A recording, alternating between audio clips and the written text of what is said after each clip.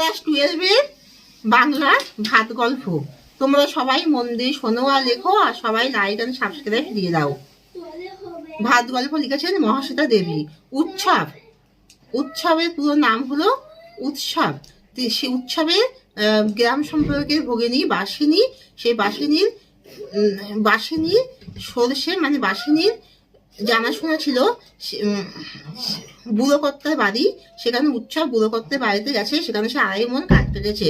উৎসব একটা গ্রামের সুন্দরবন এলাকায়, তিনি গ্রামের দরিদ্র খেটে খাওয়া মানুষ, তার প্রায় দিনই ভালো করে খাওয়া হয় না, এবং সে একজনের জমিতে কাজ করে, না নিজস্ব কোনো জমি নেই।